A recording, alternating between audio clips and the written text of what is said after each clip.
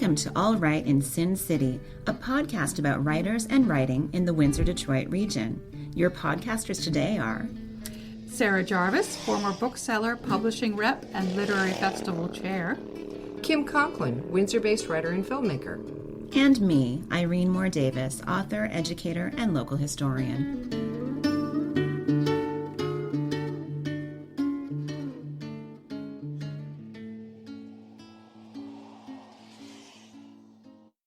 In this All Right in Sin City podcast, we'll feature a live recording of a special event in Windsor.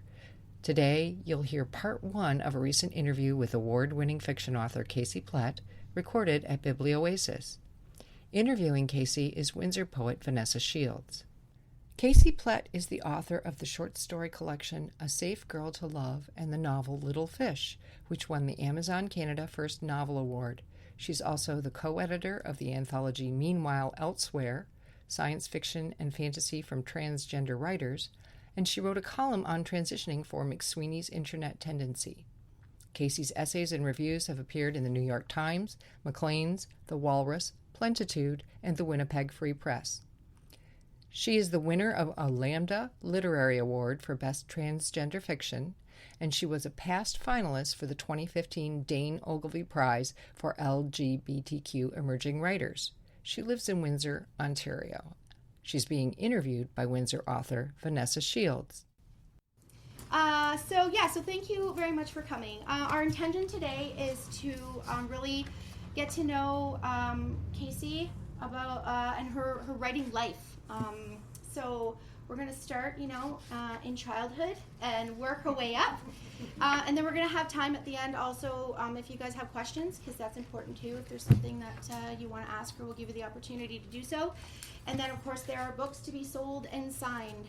So Casey would love to do that for you at the end too. So we'll make sure that we have time. Theo's going to keep me on track and let me know when it's like 8:10, 8:15, because Casey and I met over the weekend and the time just flew by, and I was like, well, we're not going to have trouble having a chat. So she's going to keep me on track. All right. So, the lovely Casey Plett, born in Winnipeg. Yep. Moved to the States, then back to Canada, ended up in our grateful town here in Windsor. Tell us about, when you first knew that you loved reading and writing and what that was like for you. There are a few answers to that. I mean, I had always read, so that's like before I can even remember. I was an only child of two working parents on the move, and I was always kind of in some strange spot, like in a car or a room or somewhere where I couldn't really do anything, but I had books, and so that was pretty natural up until for most of my childhood. For when I got turned on to writing, there was an unserious answer and a serious answer. The unserious answer is when I was 8 years old, and I was like, hey, people write books that just because they put words onto a computer, and I could do that, so that's pretty cool. I'll bet I'll become a writer. And also, okay, did anyone read Gordon Corman? Oh, yeah. You know, kids? Yeah. Oh, And in the back of everybody's book is he wrote his first book when I was 12 years old, and I was like, shit, I better hurry up, I know, right? yeah, exactly. Time's ticking. I remember when I was 12, I was like, oh, he wrote his first book when he was 12. The pressure. Yeah. Yeah. But the serious answer is when I was 19. There's actually two serious answers to this. One, when I was just about to turn 19, and I had dropped out of my first undergrad. It hadn't really gone so well, and I was trying to figure out what to do. And my mom had this work thing; she had to go away for a week, and we went together. And I just wrote the whole weekend, just did nothing but write. And I was like, maybe I should give. I think I kind of want to give this a try. I don't know if this is really going to work out, but I want to at least give it a try. Second, a few years after that, so I had graduated undergrad. I got a BA in English. And after this story, I'm going to caveat it really hard, but I will tell it nonetheless. I got a BA in English, and I was like, great, awesome, You still loved writing after all the studying and, having to read books and study them theoretically You vastly instead of... overestimate the rigor of the university. See, I don't have my PE is not in English, so I'm just afraid of it in general. I'm like, I'm just gonna hate all these books that I'm supposed to love. Many people probably But had you that were experience. okay? That was Okay. I was barred by that from the yeah. Okay, good. So you still loved but- it. You still had a passion. Right, and Good. and then I was like, well, I'd always wanted to teach. There was this teacher training program that I could have taken in the state of Oregon, which is where I had gone to high school and college. And I was like, well, I can do this 1-year teacher training program, and that'll be cool. And then I'll teach high school or something, and then I'll write on the side. I'll write at night. That'll be fine. And I went to these what do you call them? Like the presentations that teach you how to apply all the program and stuff. And I was like a week away from doing it, and I had this very very just sort of moment where I was like, you know what? If I probably there are people who can do that, but if I do that, I'm gonna be one of those people who one day dreamed of being a writer, and I know that. And the heavy caveat here is that I know there are tons, that was just for me. I know there are tons of people who probably could have done that. I think every writer has their own, if I choose X, that means that I'm going to be a person who dreamed of being a writer. And, that X is different for a lot of people, and we probably have lots of them, but I knew that that's what it was for me. I was like, so I didn't go, and then I started looking into writing programs. And, which is not to say, my writing program was great. It did a lot of good things. It did some things that weren't so great. But, that was not really the turning point for me. The turning point was I was like, if I go down this path, I just know myself, and I know that's it. So I'm going to do this instead. Do you think that at that point you had, the beginnings of, or at least a good foundation of, a writing confidence at that point for you to know yourself well enough as a writer to know that, you know what, if I do this and I fill my time with that, then I'm probably not going to give myself the time to write? I guess underneath that question is just about your confidence as a writer. Which is that's interesting that you put it that way, because I wouldn't have thought it that way, and I wouldn't have described myself as somebody with a lot of writing confidence at the time. I feel what saved me was that I didn't really have much writing confidence, and I didn't really have a good sense of practice. I didn't really have a good sense of craft, but I feel like I was fortunate enough to kind of have some sense of I don't know if potential is the right word, but again, I was just I know that I have to. I know that I've got to at least figure this out, and if this isn't an option, if this is something that I can't do, if this is something where I'm no, dude, actually, this is not going to work out. You gave the writing thing a shot. It did not happen. Yeah. I know that I haven't done that yet. Okay. You know what I mean? So, Does that make any sense? Yeah. I remember when I was in undergrad, I first tried doing theater, which didn't work out at all. I knew a guy who had gone back to school at 35 just because he had never done formal theater, so he was just I know that I have to figure this out, whether I can be an actor or not, I've got to at least figure that out, and I'm just gonna, otherwise I'm gonna go to my grave thinking right. What would happen? Exactly. Yeah. So that was more kind of the sense that I had at the time. Does that make any sense? Yeah, absolutely. Yeah. That story, that weekend that you went away with your mom and you wrote, do you remember what it was that you wrote? Was it a short story? Oh, yes, and no one's ever seen the light of day of that stuff. But do you think that it was written in the Casey Plett-esque sort of style that you continue to write today? Because I think it's wild that you just chose that weekend of all the things you could do at that age while your mom was giving you freedom or whatever and you were by yourself, that you decided to write and not stop writing. That shows some sort of love for the writing and dedication to practice, that you just did that the whole time.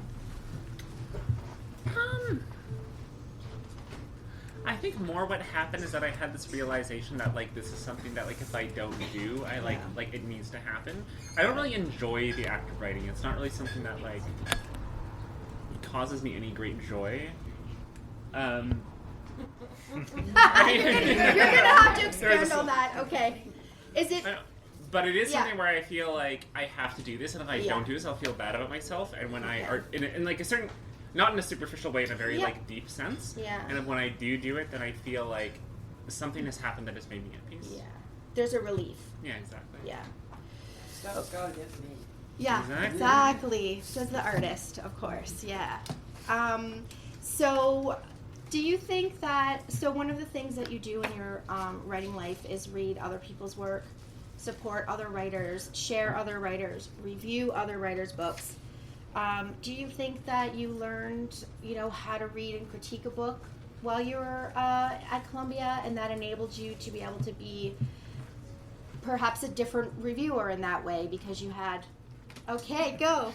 Yes, You know the absolutely. question. Sorry, yes, absolutely. Yeah. I think that, like, reading other people's work, especially reading it with a critical eye, whether that is to review it or whether this is just like a friend and you want to give feedback, I feel like that was like incredibly key and helpful for, and not just me, but I feel like everybody I know who's had that experience has said the same thing, like if you are like, let's say there is like a person in your life that you care about and that person's like, here is some art, help me make it better, and you're like, oh buddy, like that's, and to do that honestly and incisively and productively is a very difficult thing, and like there's no way you come out of that not making your own art better. I mean, it sounds kind of like wooey. I spent a decade in the Pacific Northwest. I'm always wary about using kind of language like this, but like really, like, when you like you work together, it like makes everything, but no, I mean, like seriously, like the act of sort of being in community with other writers and helping other people and trying to help other people with their writing and like having those people in your life who can do the same to you. I mean, for both of my books, for Safe World, Love and Little Fish, both of those did have editors. Both for sale here tonight. Thank you very much. Yeah. You said they had editors, yeah. They had editors, but there were also for each of them at least a dozen. Little Fish had a lot. Like of other folks who read it. Not just one or two, but several people who I was able to give it to, and they were able to understand what was happening. Yeah. And tell me really honestly. Many people, by the way, who are like not professional writers and who are not, not lucky enough like myself. They're readers, which is great. Exactly. Like unattached is good. It's good to have just a good old-fashioned reader to give you the heart and soul of what they're understanding. Right, exactly. Than someone who's got that editor in their eye who just like can't turn it off. I know, totally. And I had, and some of those people too are like, well, I don't know anything, like you are a friend and you know books, like just please tell me how you think about it, be honest, And like I was, and like neither of those books could have been what they were if I had not had those people. They really just a little bit on that then, I guess, how is it for you when you're, again, you probably had practice while you were doing all your seminars and your classes at school, but receiving feedback from anybody, especially if it's differing. So like say somebody said, I really love Wendy, who's the lead character in Little Fish, and then someone else was like, I don't really like Wendy, and here's why. Like, what did you do when you came up with kind of conflicting responses to anything, like any of the stories or any of the writing? That's an excellent question, because now it gives me a good, short, productive way to talk about some of the unhelpful things in my writing program. Okay, fantastic. I mean, I feel like, so, one of the quirks of going to my writing program when I did, which was 2009 to 2012, was that I was an out transsexual at the time, and it was at a time where like that would be like, okay, so I understand it's a thing that happens, but and that was fine, where maybe it wouldn't have been just a few years beforehand, but also people didn't really understand how to process art about that stuff. Got it. And so I got a lot of feedback that was, whenever that was specifically trying to deal with that issue, that like wasn't very helpful.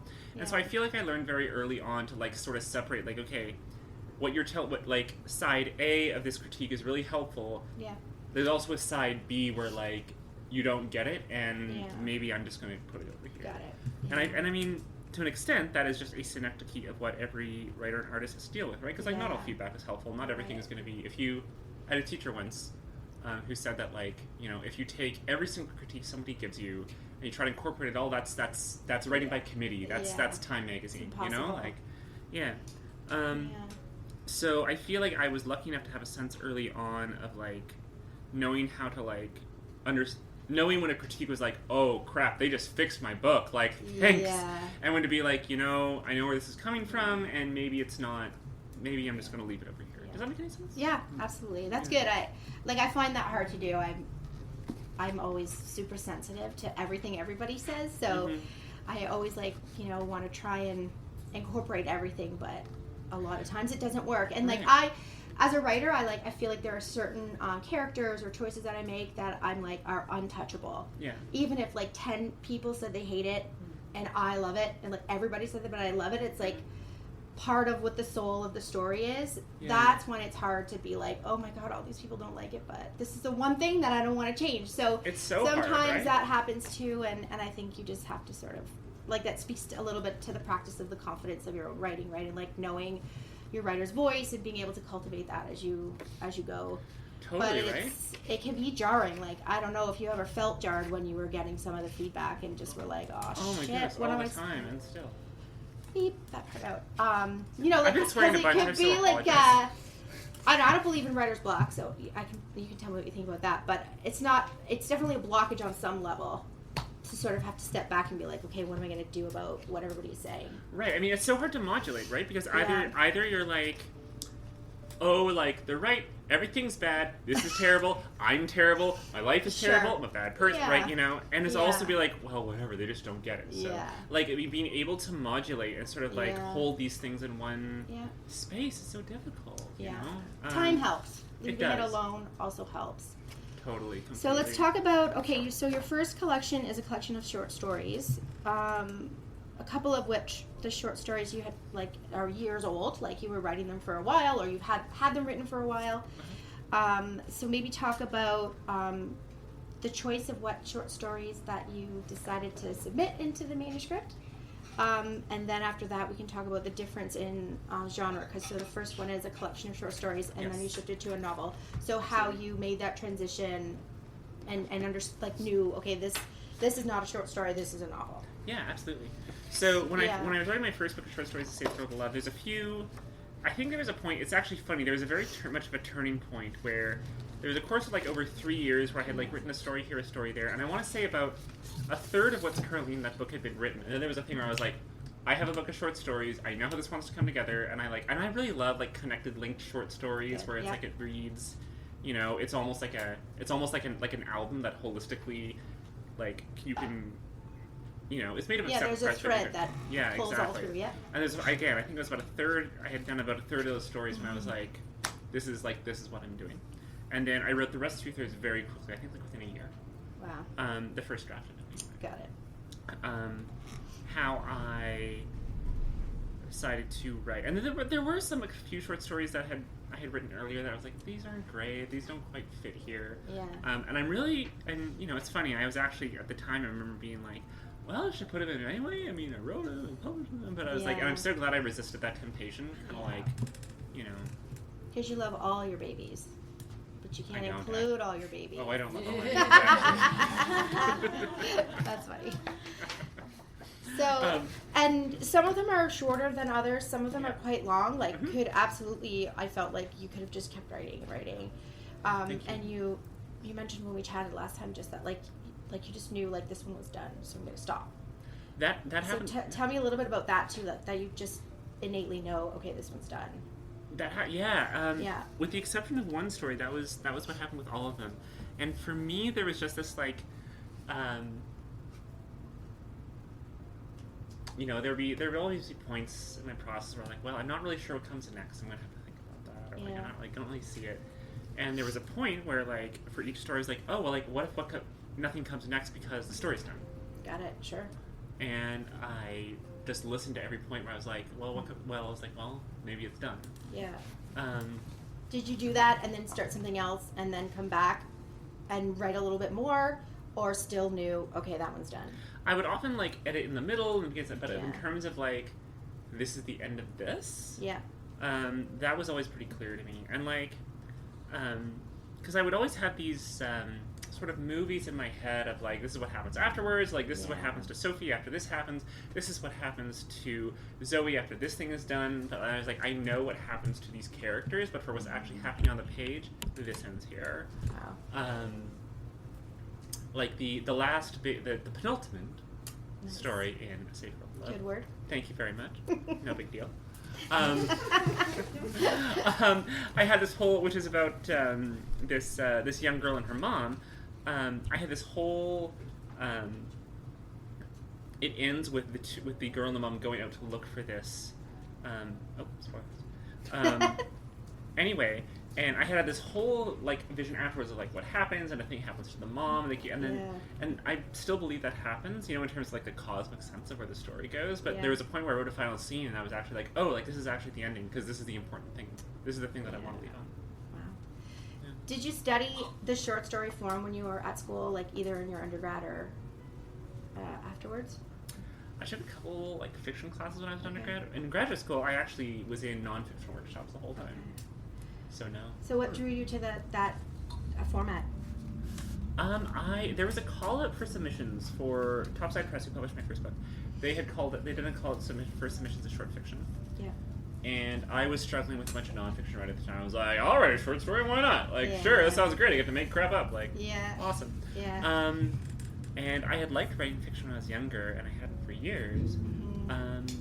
And then I had kept trying to write this nonfiction project, and I kept banging my head against the wall, and it just felt awful. Like when you're working on something and you can really feel yourself making yourself do it in like the not productive way. Yep. You know what I mean, right? Yeah. Yeah. Sometimes I'm writing and I'm like, I'm bored, and then I'm like, uh-oh, if I'm bored, the reader's gonna be like, right? Throw it in the fire. Exactly. Oh yeah. You just feel yourself like, it's too hard. Yeah. Yeah. So that was happening a lot over a long period of time. And I found myself writing short fiction as a way to I'm going to take a break from this project and I'll do this instead. Nice. And that ended up being sort of the thing that I had wanted to say with the nonfiction project, which is shelved forever. Thank God, we'll never see the light of day. I will not ask you any questions about that. Thank you very much. A lot of sort of like the energy, if I can put it that way, or the fire behind that ended up being better expressed through this book. So I found its way there instead. I will say, because I think this is an important process question too, is that even though we will not mention the nonfiction that you wrote, you did say that you needed to write it. Like, you needed to get it out of your system in that way. So, like, if there's any kind of advice questions that any kind of writers have, it is that, like, sometimes you just need to get something out of you. It may not be something that you're going to submit. It may not be even great, but you need to physically get it out of your person. And you definitely recognize that with your thesis and other stories that will never see the light of day, except probably when you die. I'm sure somebody will dig them up. But you won't know, so it will be okay then. But yeah, so like that is like sometimes you just need to get the stuff out, and then like you said, the energy, the sort of soul message is still there, the fire is still there, and that it can be expressed in a different way. So you still get to tell that story, but it's in a different version. Yeah, I mean, I think that, it's easy to sort of think about, so much time you spend on, projects that don't work, or, things that you shelve, when it's, when really it's, if I can be indulged in metaphors, I mean, it's kind of it's, I don't know, it's like exercising, or it's like... Wait, what's that? I know, right? Go ahead. Or, as someone else told me, just think about keep showing up to your job, just keep showing up to your job, So sure, I've spent hours, hundreds of hours on work, as I'm sure you have as well, on work that will never be public, and Lord knows it shouldn't, but that was still valuable. That was so valuable in you're still showing up and doing work and building your voice and your craft. Right, the work that gets published is the tip of the iceberg, where the iceberg is the thing that you construct, like snowflake by ice flake or something under the water while you can't breathe. Yeah. So how did you transition to the novel then? Did it start as a short story, or were these characters, was Wendy in your mind, just sort of waiting? The longest short story in my first book, A Safe Book for Love, called Not Bleak. Yeah. That was the last short story that I wrote, and I remember that one feeling so as I was writing it, I knew very clearly, okay, this is going in the book, but that was the only story in there where I kind of felt I feel like I could just kind of keep going if I wanted to. I really could. And I almost kind of think of that story as almost the first chapter in what that novel could have been or something. Yeah. But I was really intrigued that I felt that way. Like I said, every other thing, I was no, I think this ends because this is where this ends, and I didn't necessarily feel that way. And so when I started writing Little Fish, I had a few other things kicking around, and eventually there was a point where I had 30, 40 pages, and I was I think I feel that way again. I think I feel the way that I did last time. This feels like a novel. I can see this being the novel. Was that daunting at all to you? At the time in your life, did you have time to write a novel? What was the context of the rest of your life at that point? You can give us a little snapshot of it. It was pretty exciting, actually. Like, I felt excited that I had, like, another book project to work on, you know? Like, it had been 6 months after my... 6 months? Or, like, 4. Okay. It had been, like, 4 months after my first book had come out, and so I kind of felt like feel ready to, like, do something else. I don't know, when before my first book came out, I was like, oh, man. Actually, for both my books, I was like, I don't even know if I want to write anymore. Like, this took so much out of me to make this thing. Like, it took so much out of my body. It took so much out of my soul. Like, I write really sad stuff, by the way, so, like, I apologize. But, like, making those things was so intense that I just felt at the end, like when I, like, sent it off, I was like, oh, like, I don't even know if I have anything else to say. I don't even know if I want to, like, you know, all that stuff. And so when Little Fish started happening, it was exciting because I was like, I think actually there's one other thing I want to do at least. Yeah. And then of course it took years to bang it out, and that wasn't quite as exciting. Yeah. And I was fortunate at the time, you know, I was a mixture of like part-time retail and freelancing, so I had a lot more flexibility in terms of hours of my life. Okay. And what was your writing practice like? Did you get up in the morning and write before you went to work, or was it sort of sporadic, but you wrote, you know, pretty often, almost every day? I'm like definitely like a mid-morning person. Like to me, the ideal writing time is like between 10 and noon. Nice. Okay. I used to write in the evenings more when I was younger. I don't so much anymore. I mean, I do still definitely believe in like when, you know, like when I have ideas, when I have thoughts, of getting them down as soon as possible, you know, especially like, you know, a thing, right, where you're like about to go to sleep and you're like, oh, this is how this happened. You're like, I'll remember in the morning. Yeah. It's gone. No, never. But I would say then and now, like, mostly, like, I'm not an early bird, I'm not an early morning person, and, like, I have to take you know, when I get up, I've got to let the brain boot up a little bit. Yeah. But are you an outliner, or, like, do you do any kind of prep work, or do you sit down and the story just comes out of you? Oh, none of those things. None of those things. I guess, like, I feel like every time I try to do that stuff, where I'm like, here's an outline, or like, well, I have written that, like, this will happen at this part, so now I must fill the part in. Like, that just always, that always ends up with writing that for me is boring. Got it. And again, this is once again, this is not to say that like this doesn't work for anybody else, but I know it's how it works for me. Yeah. So, do you know at least a little bit where you're going? Do you know your ending? Like, did you know how Little Fish was going to end? That's a good question, because I would have said, like, if you had asked me that 3 years ago, when I was writing, I would have said, yeah, I think I do, and then it changed on me. Yeah. I think what I do always have is like, and what I'll often do actually for both stories or the novel is have like parts of the end scene written. I'm not exactly sure what happens, but I have vague sense of like I know that these two people will meet, and I know that this will be said and it will be devastating. Got it. You know, like I know this is building towards this thing. Cool. And lots of other stuff about the ending and what happens has kind of yet to fill in, but I kind of at least know. Like the direction. Yeah, exactly. It's not like completely aimless and meandering. Yeah. And that I would say is like pretty, because I'm totally like when I took a screenwriting class, they call this like the tree method or the forest method. Oh. I know, right? Where like the forest is when like you map everything out, and the trees are like, here's a tree, and here's a tree, and here's a tree. Man. And I'm more of a tree person. Okay. But it is definitely helpful for me to have some kind of sense of like a direction where I'm going. Sweet. Does that answer your question? Yeah, absolutely. Talk to us about certain themes that come up, like weather. The cold is like a character in Little Fish and a character in some of the short stories. Yeah. I don't know if that's based on, like, there's a scene in Little Fish where I was like, first of all, I was like, I'm kind of glad I'm reading this in the summer, because it's definitely a winter book to read because it's cold. It takes place in the winter, and like but I was like feeling so cold when I was reading the part where it's not really giving anything away, but there's a scene where the main character is like walking outside, and it's like 40 below.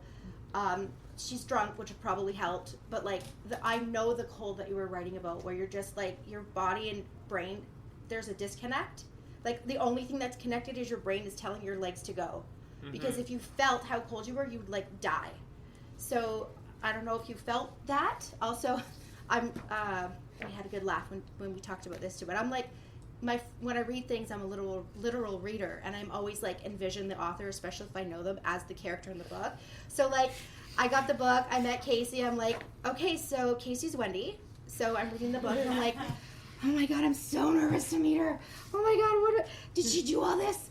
Casey, did you? So we got through that, which was nice. But so the question then is, how much of write what you know and write what you lived comes into your work, and did like the weather aspect of it? And you lived in Winnipeg; it's pretty cold there in the winter. How did that come into your book, and then including also like drinking and sex? Because there's a lot of that in there. That's a nice little right at the end there. Yeah. And like I write about sex too, so I was like fascinated and turned on and educated like throughout the whole book, which I really appreciated. Like I liked that. I liked that. There's all sorts of new things that I've learned, and I just appreciate the ease. Like it's not like, oh, here comes a sex scene, and there's like a weird disconnect that you're reading a sex scene. It's like, nope, these are the characters and this is what they're doing. They're having sex now. Great. Mm-hmm. So I enjoyed that part of your writing style too, that it wasn't like, well, I won't say it wasn't comfortable, because some of it was, because it was like new stuff, but I was like, whoa, that can happen? Okay. Sweet. But yeah, like everything, I think it's because you developed the characters so well that I was going through it with them, and felt so connected that I just went through it with them. It was hard. Amilcar, you said you read it in like 24 hours. Yeah. It took me a little bit longer to read. I had this date. I know I wanted to finish it by today, which I did, but some of it was a little bit like harder for me to get through, just because I was like struggling with the characters, and I needed like to put it down for a day to sort of like lift up a bit, and then I could go back in, and then you throw another doozy at me, and I'd be like, oh my god, I need another day. But anyway, that's a really long question. So the question originally is, talk to us about the themes that you write about, like whether like sex, like drinking, like how does that come in, and how is it related to your own life, if you want to share that part. Yeah, so I'm happy to, like, I think the whole question of like writing what you know is something that is often oversimplified, but it's like a good question and something to like that I enjoy talking about. So I think that on a quotidian level, like, yes, lots of things in both those books are like a melange of like things that have either happened to me or like things that happened to me, but then I'm like, well, what if this had happened instead? Like, fuck. Yeah. Sorry.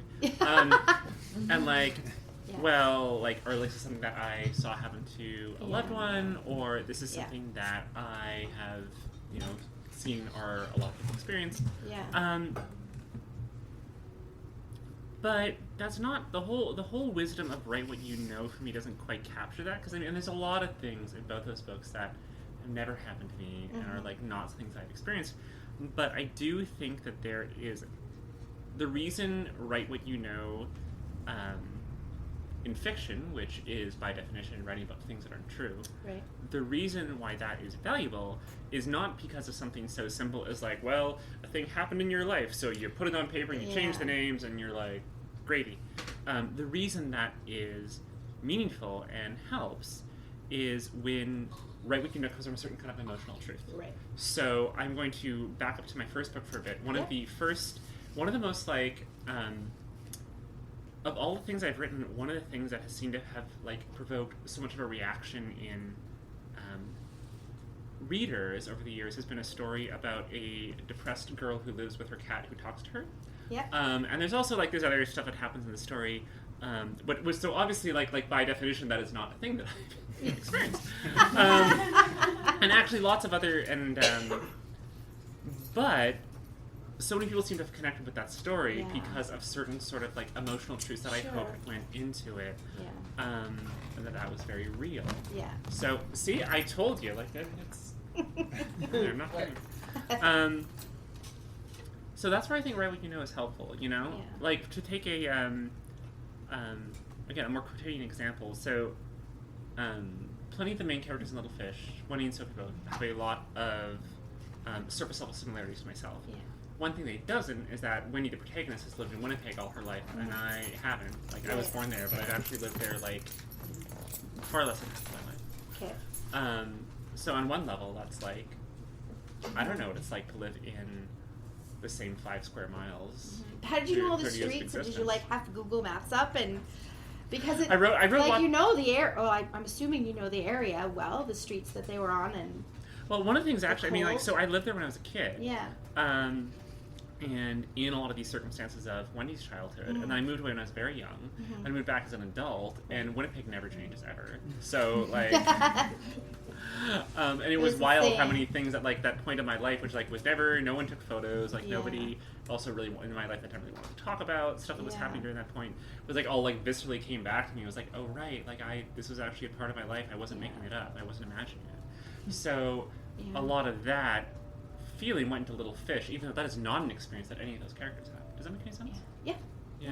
And as far as drinking and sex, I mean, like, I don't Religion know. too. There's lots of good Lots of spirituality, Yes. religion in there too. But again, like not in your face and not like preachy and not like this is the point where we're talking about religion. It just sort of like slippery, like little fit. Like it's just Like a little flowed right in there, you know. Thank you. I mean, Yeah. I feel like, I don't know, I feel like I've been frustrated so often, like, growing up reading books where it was like, and this is where the edgy person Yeah. talks about, Yeah. like, X-rated things. Yeah. Woo. Yeah. Or, you know, any other things that are salacious, whereas I feel like as someone who mostly writes realist fiction, I mean, like, I feel like in real life those things just happen, and they happen, and like 10 minutes later you're like at the 7-Eleven getting a coffee, you know, and like that is not really. And I've always been frustrated by how fiction writers haven't. I've read a lot of fiction where that's not. There's this sort of like this sheen or this gloss on things. I mean, I read Philip Roth as a teenager, which was obviously a terrible choice. But not that he's not a good writer. Just I was too young. But I think I was always interested in seeing what it would look like if fiction reflected sort of the mundane reality, Yes. where mundanity and salaciousness collide. Right. Does that make any sense? Yep. That was Vanessa Shields interviewing author Casey Plett at Biblioasis. Look for part 2 of this interview in our next podcast. Thanks for joining us. Look for more episodes of All Right in Sin City wherever you listen to podcasts, or check out our website, allrightinsincity.com. For information and announcements of new podcasts, sign up to our email list or follow us on Facebook and Twitter.